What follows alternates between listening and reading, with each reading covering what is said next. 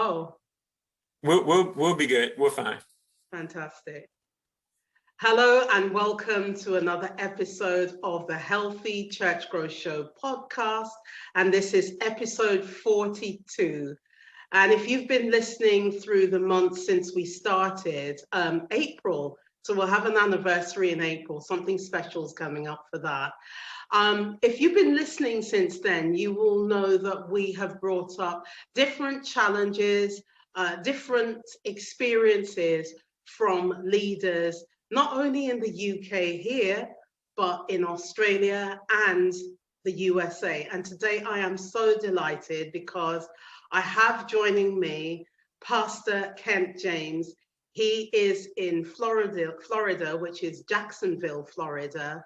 Pastor Kent, how are you? I'm doing well, doing wonderful. Wonderful. How about you? I'm so delighted to have you talk to me because we're going to be looking at crisis in leadership, and there's a specific thing that happened to you, and actually this is almost a year or a year's anniversary since it happened. So we're going to be looking at leadership in crisis, and how do you plan for crisis? Did you plan for crisis?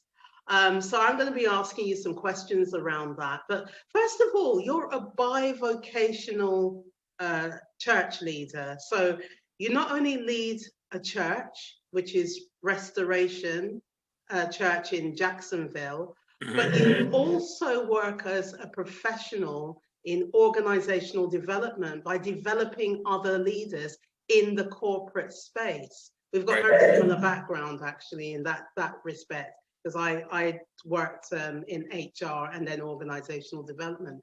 So how do you reconcile the two? You know, you've got your corporate space, you've got your church space. How do you deal with that?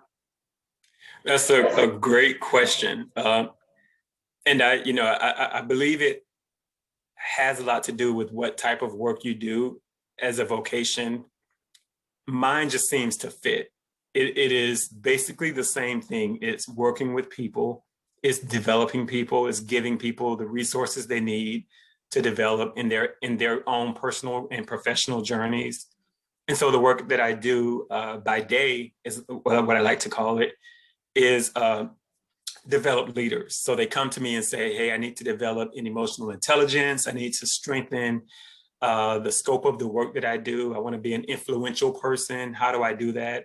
And so I gather all the resources they need and become a coach, mentor, provide professional, formal training for them.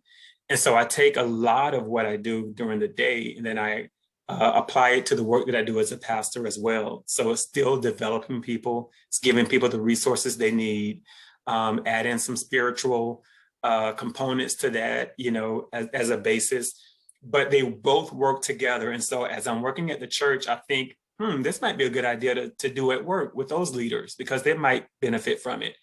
And as I'm working at work, I'm thinking, I can use this same program to develop the leaders at the church. So the two of them mesh together really, really well. Fantastic. See, the thing that I have to be cognizant of is the time that it takes to do both. So not allowing them to run over into each other, but I try to compartmentalize.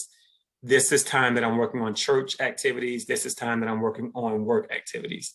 So as long as you have a good handle on that, I think you can be successful in doing that.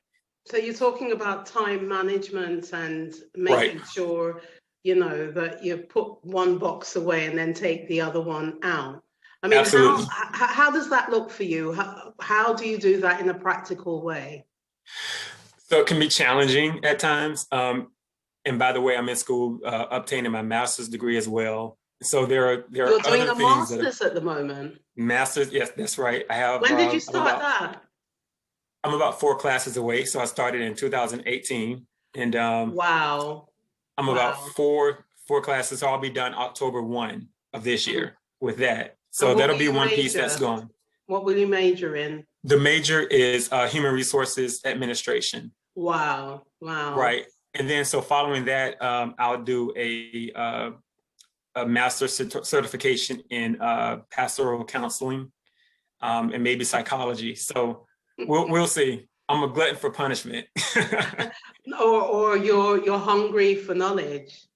That's right. That's right. Well, Apostle, I like yours better. yeah, I like Apostle yours better. Paul says, Yeah. we Yeah. need to show ourselves approved. So that's exactly That's what right. you're doing. Amen. And that's Amen. inspirational for others that work around you if they see you doing it. But I Mhm. said, wow, because obviously, and we're going to talk about that in a minute, you went through something last March. Mhm. So that's even more mind-boggling to me. So can you tell me how you became a church leader in the first place? Your lead pastor, as I said, of Restoration Church in Jacksonville, Florida. Sure. So this journey goes back many, many years. I am the 11th child of 12 children. And my father was and is a bishop in the church. And so all of us had to have some type of commitment in the church. So either you were a singer, or you were administrative, or you were a speaker. You had to do something. You had to be a part of some type of church, and usually more than one capacity, right? So I started off as just in the youth department being active. And then I started being on the praise team, so leading worship, and then more administrative things. So kind of the behind the scenes, they saw that I was really good at organizing things and, marketing, things like that. And so that's kind of where they put me, but I was operating in all capacities. So worship leader, speaker, and this was me as a young kid, about 13 years old. So I was marketing when it wasn't popular to market, and I didn't know what I was doing. I was just kind of, that hunger that was in me to kind of to act in that way. And so when I was about 17 years old, our the youth leader we had at the time, turned it over to me pretty much and said, here, you take it. You've learned enough. You go and teach Sunday school, lead the youth efforts, because you have a good, your hand is on the pulse of what the youth need. And so I reluctantly moved into the leadership capacity as the youth leader.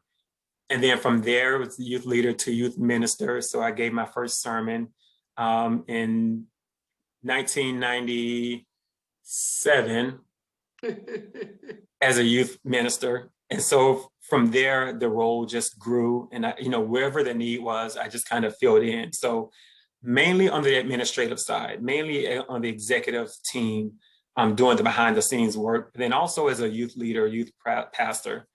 And then from there, many, many years after, the Lord had, put in me to become a pastor decades earlier, and I knew it.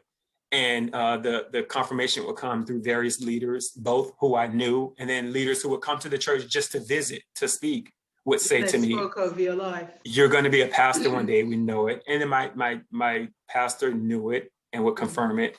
But it was still, it wasn't an overnight thing to where I said, hey, they told me I'm a pastor. Let me go and get my Bible and let me open my church. It was decades later. I just did the work. I stayed faithful to what I was doing, where I was, and let God prune me and prepare me, and learning all I could. I love learning. And so I wanted to learn from the leaders who I was under. And so when the time was right, about 5 years ago, I branched out with the blessing of my pastors to say, they all said, this is the time, this is good, go and do it. We want to support you. And so I had all of that behind me. And so I branched out on my own to create the church that the Lord had birthed in me, a unique ministry that was not like any other. And so I think that was where I was able to be comfortable doing it, because I knew it would be unique. So that's kind of how it all started. So what do you mean by unique? What are the unique features of? Yeah, so our church is really, really strong in community efforts. And so we even have a Sunday that's dedicated. We do things throughout the month as far as outreach and community efforts, community service. We partner with a lot of community services here in Jacksonville. We're helping one charity launch on March 27th. So they're using us kind of as a support system. But then we have a Sunday that's set aside to where we close the doors of the church and we go on the outside and we open up and we make it a fun activity for the neighborhood. We have the grills outside. We're grilling hot dogs and burgers and giving away clothes and toiletries and wonderful, just loving on people, just going. And that's really where my heart is. Mm. And I always say that is who we are. That's who we'll always be, is that church that's out with the people, getting to know them, sharing the love of Christ. And so starting out, I had a lot of good, well-meaning pastors tell me that's not going to fly. Why did they say that? And again, they were well-meaning to say that you need to pattern your church after what is traditional. So you have to have so many services per day. You have to have this program. You can't close your door on a Sunday. You're going to lose your people. You can't do this. You can't do that. And so the Lord birthed in me to stay unique to who I am, because it is He who created me and it is He who gave me the passion to do what I'm doing. And so as long as it lines up with the Word of God and it lines up with what He's calling us to do, He tells us to show love. He tells us to go out and compel people to come. He tells us, when I was hungry, you fed me. When I was naked, you clothed me. When I was in prison, you visited me. Yeah. And so doing that work, and then staying faithful and staying unique to who we are is how we've gotten. So it's how we've gotten where we are now. So I'm really, really thankful for that. I kind of relate to some of the things you're saying because of the type of ministry that I run. But can you tell me, when you heard that, what was it specifically that made you think, no, I need to focus on what God, because sometimes it's very difficult, isn't it? You're surrounded by people that you look up to, or they're elders, or that you feel they know more than you. It's outside the box. It's not something that we've done. We're not used to this.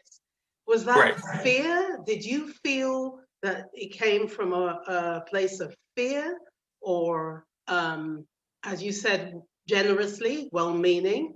Was it Sanballat and Tobiah?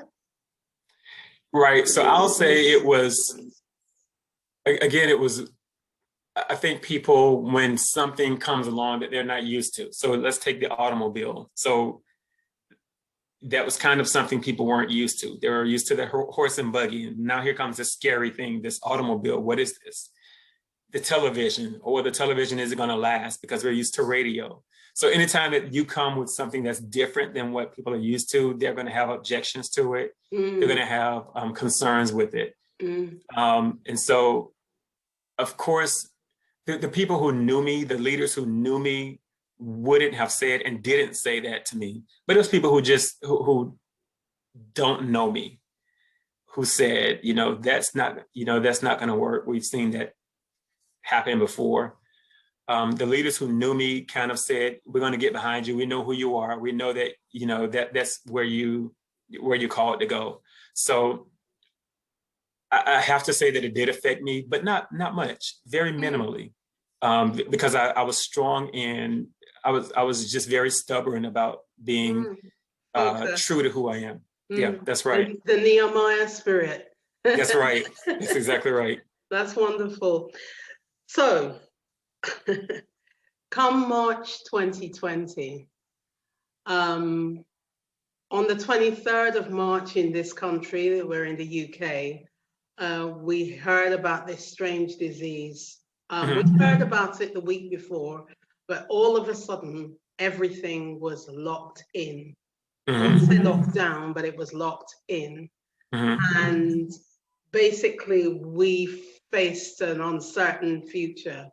And at the same time, you in America were facing the same thing because this was global, but you had a challenge, which I thank God I'm even looking at you and speaking to you now. Tell me what happened. Sure. Before I do, can I get just 1 second? I'm sorry, I need to plug in my charger. Please forgive me. No problem. No okay, problem. 1 second, I'll be right back. Yeah.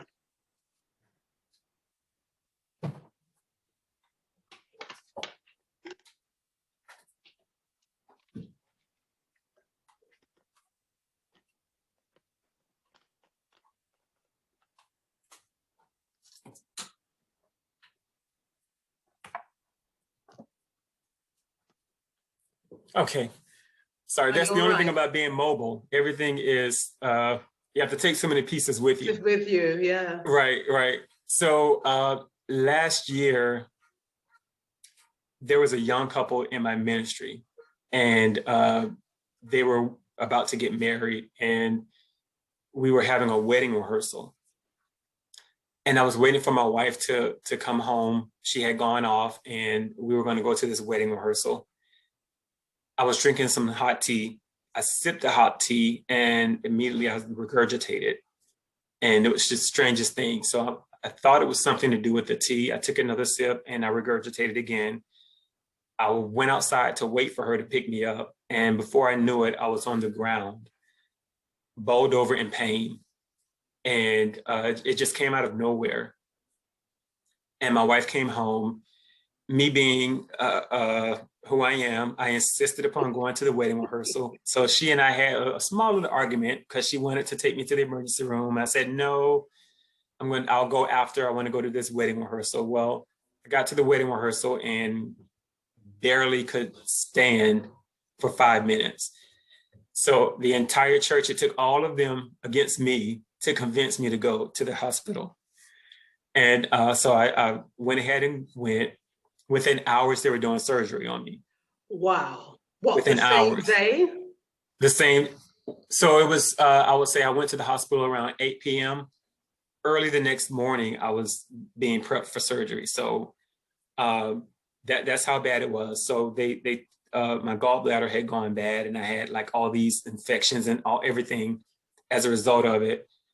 I had that surgery. Shortly after that, so I gave God thanks. I made it through. The doctors were saying it's a good thing you got here when you did. I was healing up. They sent me home. I was right back in the hospital the next day. They found blood clots in my portal vein near my liver. They started treating that. They sent me back home again.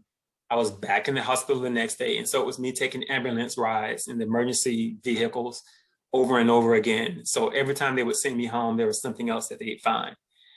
Then they found a blockage in my intestines. And part of my intestines were mangled and blocked off. And so they had to go back in again and do surgery to remove part of my intestines, kind of merge them together again. And it was a very, very slow process of healing. They finally sent me home. My faith levels, I would like to say I was at an all-time high the whole time, but that's not true. My faith was tested. My faith was tested as never before. I never had anything done at the doctor's other than yearly annual visits. I'd always been healthy. And so for this, I was in the hospital from March through July, off and on. And just dealing with all those health challenges, wondering, am I going to make it out? One day when I was at my lowest point, I asked the nurse to bring me a living will document so that I can make preparations, because that's how low I was feeling. Wow. That's how bad. And then too, you mentioned COVID. My wife wasn't allowed to come see me. I couldn't have any visitors because the hospitals were on lockdown. And so I went through that whole ordeal, I say by myself, without any human interaction of people I knew. I knew that God was with me. But God. But God, yeah, that comforted me to know that he was there with me. But, my wife couldn't come see me. The most she could do was call on the phone and talk to me. So that is what took place. And then even in July, when I finally was on my way to health, I had many days where I had a home health nurse come and see me. I had a series of nurses, and I couldn't eat. I lost over 100 pounds. You I look like a completely different man to me. Because remember, we met in, when was I in Florida? 2019, maybe? Or was it 2018? Oh, honestly, it feels like a long time ago. Yeah. I Yeah. know that it was because you came to my church's anniversary. So 2018, it must have been. Yeah, October. Mm-hmm. Yeah, I think. Yeah. So, yep, October. Yeah. And so even when I was at home, I still was on bed rest. I couldn't get up. I couldn't do anything for myself. I had about 2 or 3 nurses come in during the week to administer drugs, to administer food. I was eating through a tube that hang next to my bed.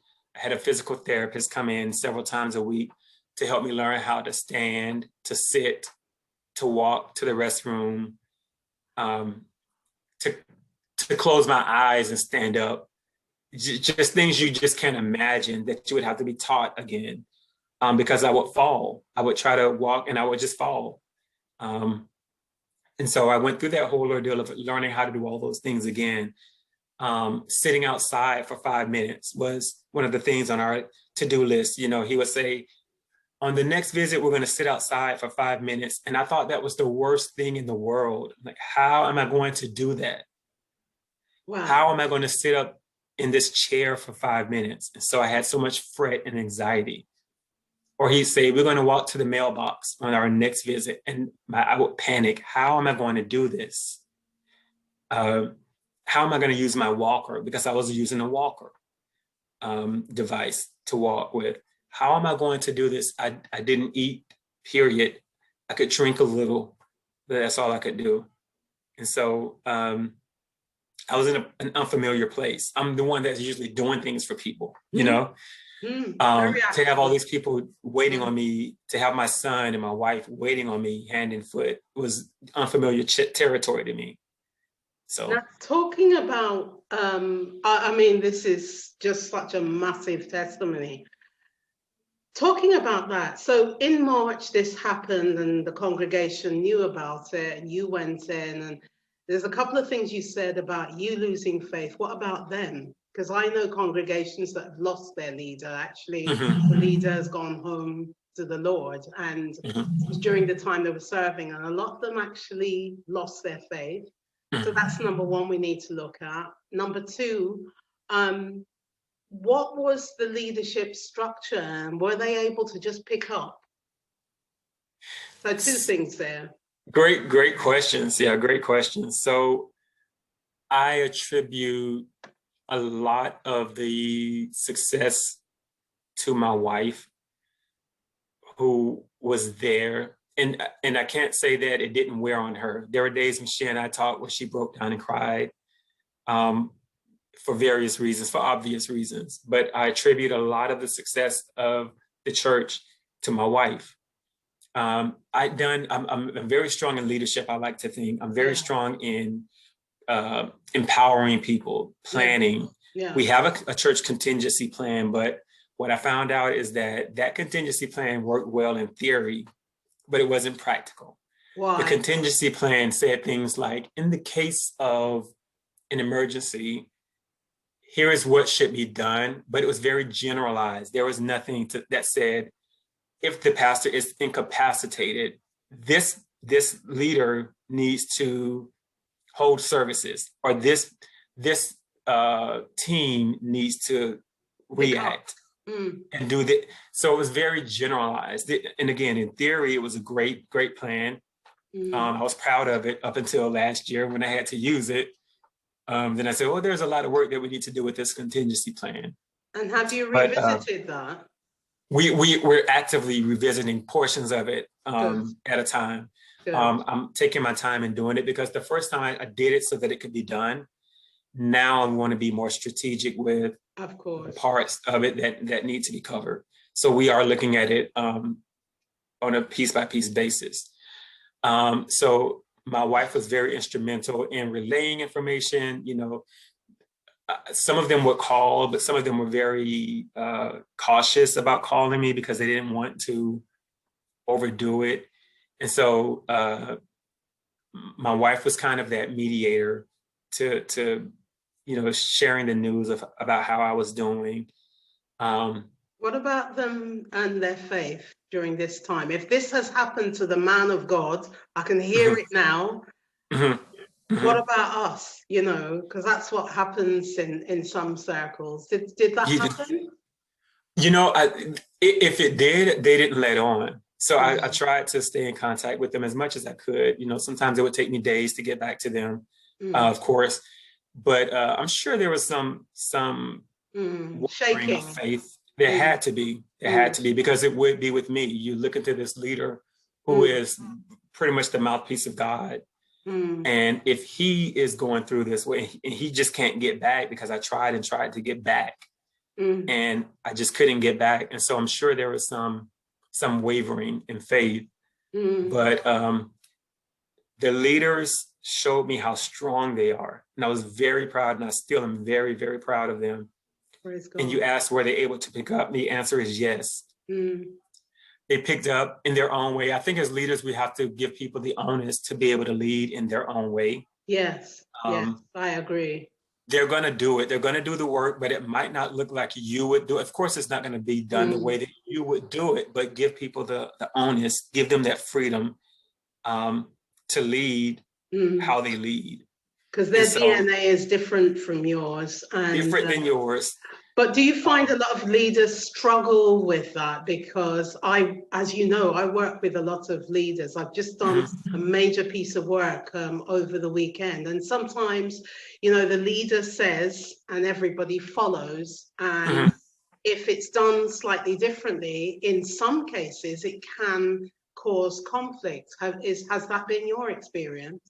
I've seen that happen both in the my secular job and spiritual. So, I, you know, with my work in corporate America, I tell leaders, you know, when your people send documents to you to proofread, you don't always need to have your red pen out. Sometimes the document is pretty good. There might be things you would add, but you don't have to say that every time. No. Sometimes just say it's good to go. It's a good piece of work. You know, now if there's a glaring mistake or if there are some things that you definitely need to change, of course, change those. But as leaders, we have to let people feel that they know what they're doing or that they're progressing. Yeah. So that's part of it. Is I had to allow people to lead. You know, we have prayer calls. There were a few of those calls I was on, and I say, you know, I would have said that differently. I would have started with a scripture instead. But guess what? That's the way that I would do it. So, you know, being in a place to where you allow people to lead how they lead, do it their own way, because there's a blessing in it, because they're putting their own identity into it, which means that they are committed and they're invested in it. So allowing people to lead how they lead is very important. And I think that was the key that helped our church move on. I like to say we didn't just survive, we thrived. We brought on new members while I was sick. I noticed. So that to some pastors that might be kind of off-putting, like, well, we're gaining members and I'm not even there. What does that say about me? It says great things about you. It's nothing. It actually is a very good reflection of you as a leader. If people are leading in your absence and doing it effectively, then that has got to be something that you can be proud of, surely. Absolutely. Absolutely. I feel the same way. I feel the same way. So, the leaders, they took on, they carried out service. We still were doing outreach. Now, we were in the midst of a pandemic, so they were creative with how they did it. They went online with the outreach. You know, they were purchasing items to send to people, whoever was in need, as opposed to us doing it face to face like we used to. So they had all that against them. They had the pandemic. They had me not being there. Our church, we were moving. We had some issues with where we were located. So we had that. We were having to move to a new location. Yeah. Anything, minister, that you could think of that was against the church was going on at that time. So are you a 5031C? I think we don't have that over here. We just have things called charities or charitable organization. It's the same thing, but are you a 5031C? 501c3. We're in the midst of 501c3. Sorry. Right. We're in the midst of getting that. That's a lot of people, a lot of work, and a lot of So we're in the midst of going through that process. It's just that you were mentioning community work, and it seems to me, I've noticed here the UK government are crying out for faith organizations, for example, to engage with you know, the fallout of this pandemic, because mental health is a massive thing, Yep, absolutely. loneliness, etc. And they really want organizations to come in, whether they're a church or whether they're a ministry, because I think there's a slight difference, but the two organizations to go in there and help them out without having a bias on faith or religion, etc. So that's the reason I asked. But I wanted to ask you a couple more questions, because you are on top of all this. I don't know where this inspiration came from, but in May you have got a special event, and I'm honored to be part of this. Tell me about that. Sure. So as part of my genetic makeup, I love inspiring leaders. I love identifying leaders and pivoting the next generation of leaders to the forefront. And so we actually had our first session last Tuesday night. So it is a 10-session leadership program, leadership development program for people both in secular leadership as well as church ministry, heavy emphasis on church ministry leadership. And so we've had leaders come from all areas to say, hey, I want to develop as a leader. And so we have those sessions set up to where we work with the leaders. We are pairing them with mentors in the community. We're, broaching subjects like what does it take to be a leader? What are the characteristics of being a leader? How can you influence change? How can you be an inspirational leader? So all of those topics we've been talking about. We've been talking about those, and that's going to run through July. Yeah. And so, as you mentioned, we do have you as one of our guest speakers that we're really excited about. Thank you. Along with a couple of other really, really good friends of mine who are also going to come in, and because I don't know it all, right? So, I'm good with kind of plotting out who I think would be good to fill the spaces where I'm not as strong. And so you definitely would play a pivotal role in developing those leaders. So really, really excited. Different voices as well. And it's not even about male, female, it's about different voice. I've got very different approach. My life experience is maybe longer than others. I've had experience in the corporate realm, but obviously I'm having experiences in the Christian leadership realm as well. So I think the 4 speakers that you've chosen are perfect complement. Can people actually enroll on this, or is it too late? It's too late for this session. We plan on doing another because we had some people ask after we got started. And I just don't want anybody to be kind of trying to catch up with what we're already doing. So we will have another cohort probably in the fall, I'm thinking. In fall or autumn. So we'll do that. Nice. So if you had to give one piece of advice to a leader in the church or a church leader, I always make that differentiation because we always think of leaders in the church as being the lead pastor. No, it doesn't work like that. It's all leaders. So what one piece of advice would you give them to address and perhaps meet crisis? Great question. And so I actually think the name of that course that you just mentioned that we're going through is called LEAD. It's the acronym. So it's for lead, L is for learn, E is for engage, A is for accelerate, and D is for deliver. It starts with learning. So learning about who you are as a person, learning about your organization, even learning about the city in which you're located, because I heard a great leader tell me one time, you can't lead in a place where you're not familiar with. You have to know the history. You have to know the makeup of the people, because you need to know what needs you need to meet. And so learning all you can, growing, and then that vocational learning all you can so that you can be in a place to where when crisis does come, because it's going to come, Jesus even told his disciples, in this world you will have trouble, but take heart because I've overcome the world. So he tells us ahead of time that, hey, there's going to be issues. There are going to be problems. You can't have your head buried in the sand like an ostrich as if nothing's going to happen. Things are going to happen. So being having that leadership mindset, that learning mindset, being prepared. So part of leading, again, is learning about what you need in that crisis. What is that going to look like?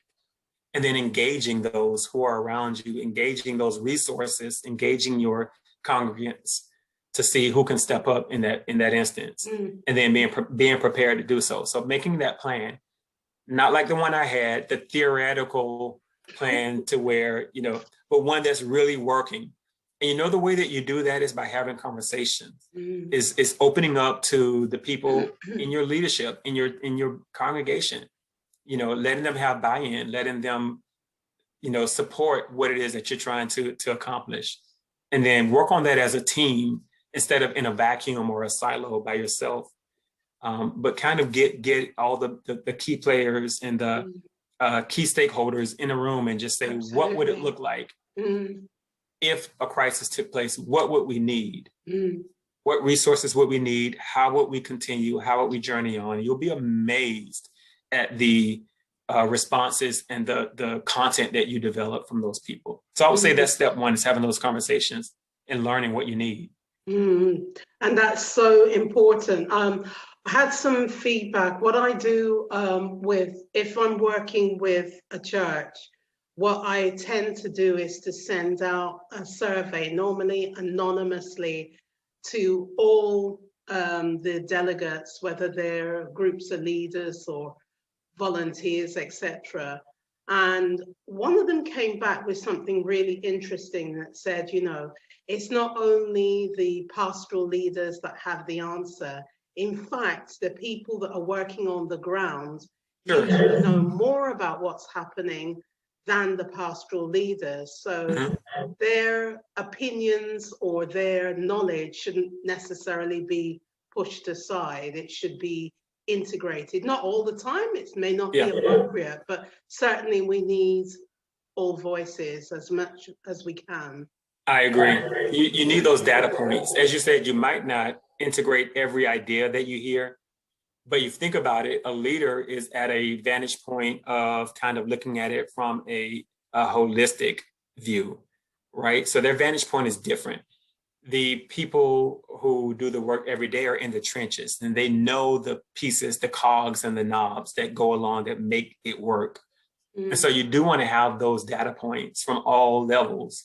And as you said, you might not implement everything that they say, but sometimes you have that, that is a good point. I didn't think of that, or I didn't see that we would need that particular thing. So it's very valuable. Absolutely.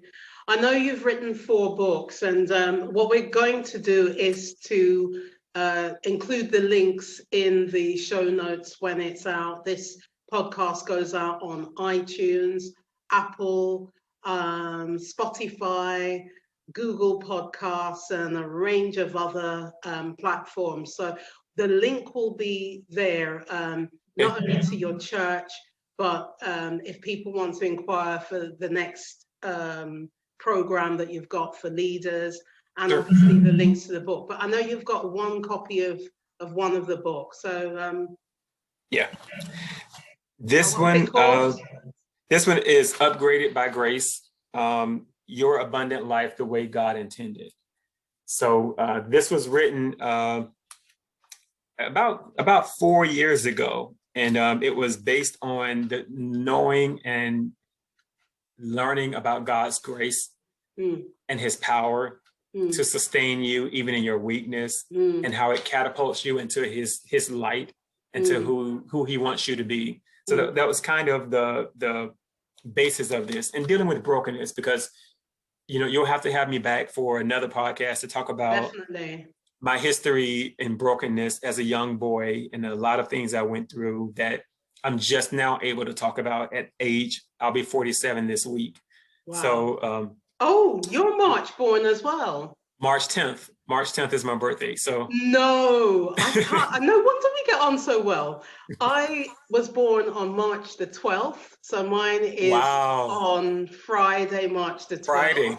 That's right. Take note, everybody. No, I'm joking. That's right. I will be celebrating 62 years. And, wow. So that's fun. Happy birthday. Fantastic. It is. Yeah. I never thought about it. So it makes sense now. It makes sense. Yeah. So a lot of things I went through this, and the shame of it, the guilt of it, because you take on the shame, you take on the guilt. Yeah. And then you try to cope with it, but you don't really cope with it. You just kind of compartmentalize, and it affects so many areas of your life. It holds you back a lot. Of course. There's kind of what they call that brain trauma that you deal with from it. So that was the basis of this book. When I kind of felt free, and I'll be honest and upfront, I still wasn't totally free when I wrote this book. I thought I was, but so there are some things in here that I've come even further since writing this book, and I'm trying to find the date on it. But I'm going to say 2016 or 17 is when I wrote this book. So you got another book in you. I do. I have another book in me that's gonna, and I'll tell you, it's taking everything in me to write that book. I know I have to write it. Yeah. And after this 2020 stroke 21 experience, I think that, the testimony, and you've been so authentic today. I really appreciate you, because, admitting that you could not cope with it, or that you found it, you really struggled. I think that will help other people, because I know when I was growing up back in the day, we were not allowed or told that you cannot air your dirty linen in public, and so you have to keep quiet. And that's affected me almost all my life. The stuff I don't talk about even now. So I think it's really important that we hear those messages, and get them. So the link to the book will be on the show podcast. All the links to you and how to get in touch with you. I really, really appreciate your time and sharing this, because I know